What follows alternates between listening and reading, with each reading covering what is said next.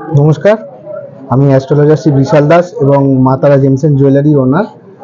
আমি south Kolkata astrology and বাস্তু science academy থেকে পড়াশোনা করেছি এবং স্যারের এই ইনস্টিটিউটের সমস্ত শিক্ষক মণ্ডলীরা খুব প্রশংসনীয় এবং খুব ভালো পড়াশোনা আমাদের করিয়েছেন এবং এখান থেকে আমি একটা ভালো জায়গা পেয়েছি।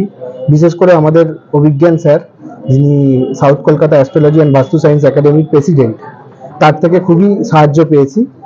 আর আস্তে আস্তে আমি আমার কর্মযোগে আমি এগিয়ে পড়েছি এবং এর জন্য আরও আমার ক্লাসমেট যারা আছে তাদেরকেও আমি ধন্যবাদ জানাই। ভবিষ্যতে যাতে এইভাবে সবাই এগিয়ে পড়ি আর নতুন নতুন স্টুডেন্টদের যাতে এই জায়গায় আরও ভর্তি হোক, তারা শিখুক, এই শিক্ষায় সবাই শিখে মানুষকে উপকার করি, এটাই আমরা চাই। ধন্যবাদ। নমস্কার, আমি অধ্যাপক অভিজ্ঞান আচার্য, সাউথ কলকাতা অ্যাস্ট্রোলজি অ্যান্ড বাস্তু সায়েন্স একাডেমির প্রেসিডেন্ট। আমাদের দীর্ঘ প্র্যাকটিস জীবনে আমি দেখেছি যে বিভিন্ন রকম সমস্যা, এক একটা ধরনের সমস্যা এক এক সময় আসে। তো বর্তমান সময়ে দেখতে পাচ্ছি প্রচুর পরিমাণে আসছে পরকীয়া বা একের অধিক সম্পর্ক বহির্ভূত সম্পর্ক, এইগুলো কিন্তু প্রচুর পরিমাণে আমাদের কাছে এখন আসছে।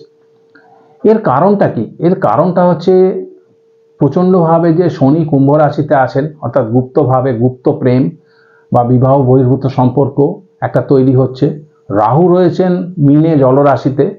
রাহুর নেচার হচ্ছে বিভিন্ন জায়গায় যুক্ত হওয়া, সংযুক্ত হওয়া, এবং রাহু শনি একে অপরের দ্বিধাদশ সম্পর্কে আবদ্ধ হয়ে রয়েছে। এই জন্য প্রচুর পরিমাণে বিবাহ বহির্ভূত সম্পর্ক তৈরি হচ্ছে, বা একজন একটা প্রেমিকের সাথে দীর্ঘদিন ধরে রয়েছেন, তা সত্ত্বেও সে আরেকটা প্রেমিক বা প্রেমিকার সাথে জড়িয়ে পড়ছেন। তো এটা কিন্তু আলটিমেটলি আপনাদের সম্পর্কের জন্য খুব খারাপ, এবং এই ধরনের প্রচুর পরিমাণে আমাদের কাছে আসছে। এবং তখনকার মতো সেটা আনন্দদায়ক হলেও লং ডিস্টেন্সের জন্য এটা খুব খারাপ রেজাল্ট দেয়। আপনাদের মানসিক, আর্থিক, শারীরিক সব দিক থেকে কিন্তু এটা ক্ষতির জায়গা তৈরি করে। তো এর জন্য আমি বলবো আপনারা অবশ্যই ভালো জ্যোতিষীর পরামর্শ নেবেন। আর একটা টোটকা আমি বলে দিচ্ছি, এটা করবেন। যদি মনে হয় যে আপনারা বেরোতে চাইছেন, অনেক সময় জড়িয়ে যাওয়ার পর মনে হয় আমি বেরিয়ে যাই কিন্তু বেরোতে পারছেন না, তখন এই টোটকাটা করলে কিন্তু উপকার পাবেন এবং মন শক্ত করে দৃঢ় করে আপনারা এর মধ্যে থেকে বেরোবার চেষ্টা করুন। প্রথম হচ্ছে আপনি মহামৃত্যুঞ্জয় মন্ত্র জপ করবেন। ওম ত্র্যম্বকং যজামহে সুগন্ধিং পুষ্টিবর্ধনম উর্বারুকমিব ভবন্ধনাৎ মৃত্যুর্মোক্ষ্যম আমৃতাৎ। এই মন্ত্রটা 10 বার করে জপ করবেন। যারা ব্রাহ্মণ তারা গায়ত্রী মন্ত্র সাথে 10 বার জপ করবেন।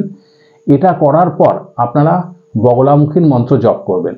ওং ঘ্লিং বগলামুখী সর্বদুষ্টানাং বাচং মুখং পদম স্তম্ভয় জিহ্বং কিলয় বুদ্ধিং নাশয় নাশ হ্লিং ওং স্বাহা। আর দুটো একচেটিয়া অপরাজিতা ফুল নেবেন, মানে এক পাতারা অপরাজিতা দেখবেন।